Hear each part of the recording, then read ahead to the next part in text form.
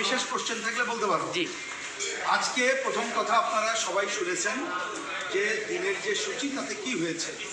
আমি বিশেষভাবে এই কথা বলতে চাই, আমরা জানি একজন নাগরিক হিসাবে আপনাদের এবং দেশবাসীর প্রত্যাশাটা কি।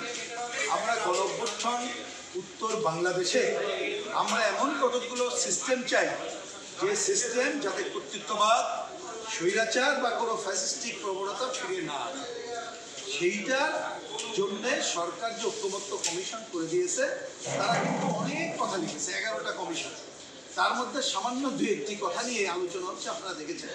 তা আমাকে যদি বলেন যে হয়তো যেটা দেখছেন যে ঐক্যমত্য হয় নাই, হয়তো বা জানছেন, কিন্তু আমাদের ব্যক্তিগত মত আমার যে আলোচনায় যে যতটুকু অগ্রগতি সেটা কিন্তু এক ধরনের ঐক্যমত।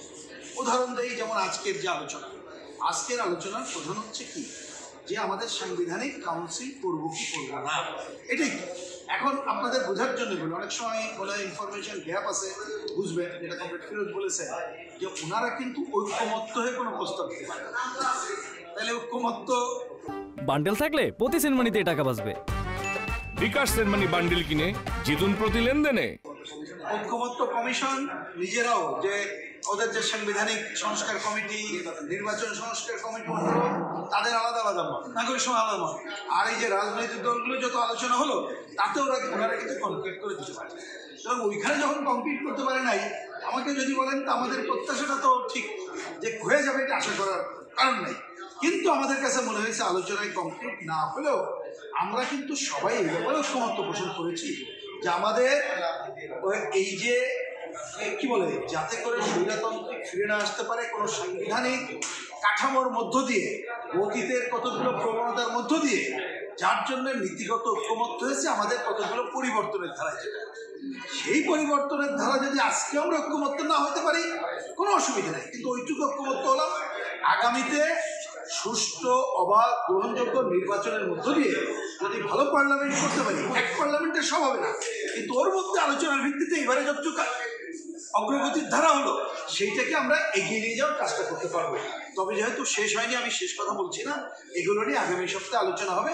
নিশ্চয়ই আমার ধারণা আমরা একটা পজিটিভ জায়গায়, কিভাবে এই যে রাজনৈতিক দলগুলো তাদের কাছ থেকে মানুষ যে প্রত্যাশা করে, তারা ক্ষমতায় গেলে বা ক্ষমতার বাইরে থাকলে তারা যে পজিটিভ আচরণ করবে সেটা আমরা করতে পারবো বলে প্রত্যাশা করি। এক মিনিটে এটা বলে শেষ করি, যেহেতু আলোচনায় উঠেছে, আপনারা শুনেছেন। এইটা যদিও আজকে আমরা মোটেই আকাঙ্ক্ষা এরকম আমাদের ছিল না যে আমরা এসেছি সকাল থেকে, আমাদের রাজনৈতিক অনেক কাজ, বিশেষ করে বামপন্থী দলগুলো আপনারা জানেন আমাদের সার্বভৌমত্বের উপরে আঘাত আমরা মনে করি। এই যে বন্দর বিদেশিদের লিজ দেওয়া এবং করিডোর দেওয়ার প্রশ্ন রয়েছে, সরকার এখনো এর থেকে পিছু হটেনি, যার জন্য আমরা কিন্তু রোড মার্চের কর্মসূচি দিয়েছি। আমাদের অনেক কাজ, সেইগুলো বাদ দিয়েই এই আলোচনাকে গুরুত্ব দিয়ে আমরা এখানে এসেছি। সুতরাং এটা ঐক্যমত্য কমিশন, সবারই সমসুযোগ থাকার কথা। আমরা কোনো দল নিয়ে তো কোশ্চেন করি না, যে অনেকে বলে যে ভাই আপনাদের তো 64টি জেলায় কমিটি, তার আপনাদের এটা করছে কেন। আমরা কোনো দিকে তাকাই, আমরা নিচের দিকে তাকিয়ে ঐক্যের দিকে তাকিয়েছি। কিন্তু আজকে এটা আমি বলতে বাধ্য হচ্ছি, আমাদের বাম জোটের অন্যতম নেতা বজলুর রশিদ ফিরোজ, তিনি যখন এই বিষয়ে কথা বলেন, তাকে একাধিকবার থামিয়ে দেওয়ার চেষ্টা করা হয়েছে ওই আয়োজকদের দিক থেকে।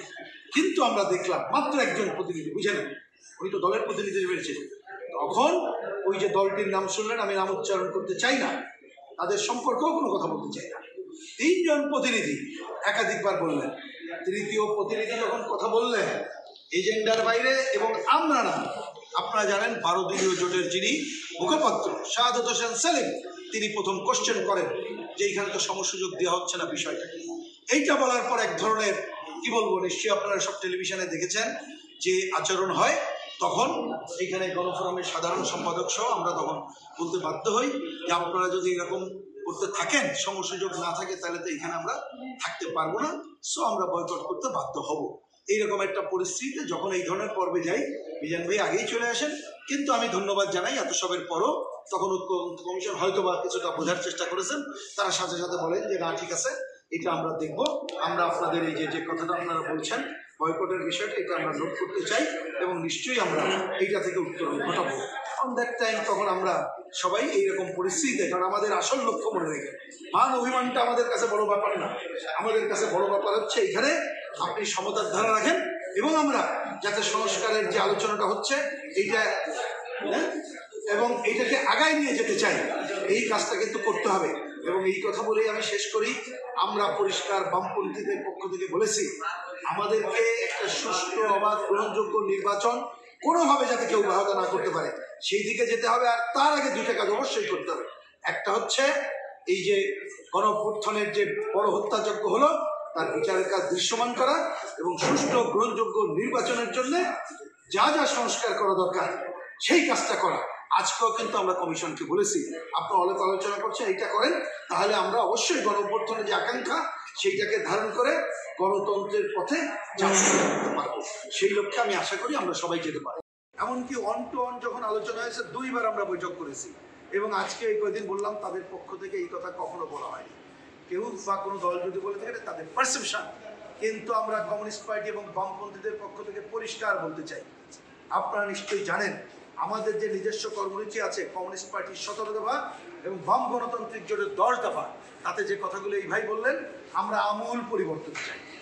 এখন যদি ভাই বলে আমূল পরিবর্তন আমরা ইচ্ছা করলে তো আমরা করতে পারবো না, এটা তো জনগণের ম্যান্ডেট নিয়ে করতে হবে এবং ঐক্যমত্য হয়ে করতে হবে।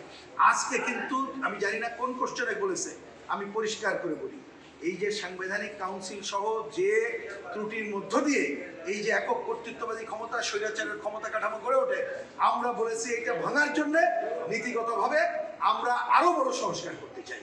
কিন্তু সেই সংস্কারের প্রধান ধাপ হবে কোনটা? সেটা হচ্ছে একটা সুষ্ঠু গ্রহণযোগ্য পার্লামেন্ট। এবং বোঝার জন্য বলি, যেমন না নির্বাচন, ওই নির্বাচন তো চাই না ভাই, ওই নির্বাচন হলে তো 54 কেন আরো 540 বছর হবে না, একমত। আজকে যে বিষয়বস্তুর উপরে আলোচনা হয়েছে সেই বিষয়বস্তু সম্পর্কেও বিভিন্ন দলের নেতৃবৃন্দ তাদেরকে ব্রিফ করেছে। এখন গণফোরামের সাধারণ সম্পাদক সেখানে বললেন এনসিসি এবং রাষ্ট্রপতি নির্বাচন এই দুইটা নিয়ে আলোচনা হয়েছে, সেগুলোর মধ্যে এখনো পর্যন্ত ঐক্যমত্য হয় নাই। আমি শুধুমাত্র এখানে আপনাদেরকে জানাতে চাই যে আজকে ঐক্যমত্য কমিশনের যে তাদের যে এই আলোচনা সভা, মত বিনিময় সভা, এই সভা পরিচালনা করার ক্ষেত্রে তাদের মধ্যে পক্ষপাতিত্ব দেখা গেছে, সবাইকে সমান সুযোগ দেয় নাই। কোনো বিশেষ দলের প্রতি তাদের একটা বিশেষ ধরনের যে সুবিধা দেওয়ার যে প্রবণতা সেটা লক্ষ্য করা গেছে।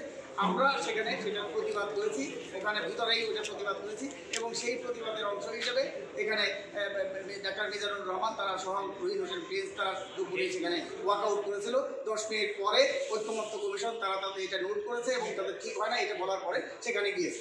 দ্বিতীয় কথা হলো এখানে ঐক্যমত্য কমিশন, এটার নামটা খেয়াল করবেন যে ঐক্যমত্য কমিশন। কেউ কেউ হয়তো বলতে পারে এখানে এটা শতভাগ ঐক্যমত্য হবে কিনা, সবাই ঐক্যমত্য হবে কিনা। ঐক্যমত্য যখন বলেন তখন শতভাগ ঐক্যমত্য, যেই প্রশ্নে সবাই মিলে একমত হবে সেইটাই হবে ঐক্যমত্য কমিশন। সেজন্য যেটা হবে না সেইটা নিয়ে বাদ থাকবে, দূরে থাকবে। যদি 19-20 থাকে যে কাছাকাছি আলোচনার মাধ্যমে নিষ্পত্তি হতে পারে সেগুলো নিয়ে আলোচনা চলবে। আমরা সেই ভিত্তিতেই এখানে আলোচনায় অংশগ্রহণ করছি। প্রধান উপদেষ্টা 5ই অক্টোবরে আমাদেরকে বলেছিলেন, আমরা যখন তাদের সাথে সাক্ষাৎ করেছিলাম তখন বলেছিলেন যে এই যে এতগুলো সংস্কার কমিশন করছেন তারা মত দিবে, কার মত এখানে গ্রহণ করবেন, অনেকগুলো দল করবে, বলে যে প্রত্যেকটা দল যে বিষয়ে একমত হবে সেইটা গ্রহণ করব, যেটা কাছাকাছি আছে সেটা আলোচনা করে একমত হওয়ার চেষ্টা করব, যেগুলো নীতিগত বিরোধ আছে সেগুলো আমরা দূরে সরিয়ে রাখবো।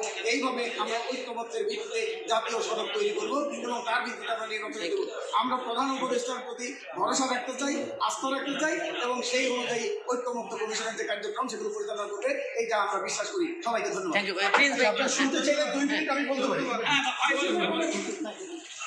শুরু হয়েছে Standard Chartered channel i agro অ্যাওয়ার্ডের 10ম আয়োজনের মনোনয়ন গ্রহণ। এবার নতুন ক্যাটাগরি বছরের সেরা ছাদ কৃষক সহ মোট 13টি ক্যাটাগরিতে পুরস্কার প্রদান করা হবে। মনোনয়ন গ্রহণ চলবে আগামী 15 জুলাই 2025 তারিখ পর্যন্ত। বিস্তারিত জানতে ভিজিট করুন www.agroaward.com এবং ফোন করুন 018737000556 এই নম্বরে।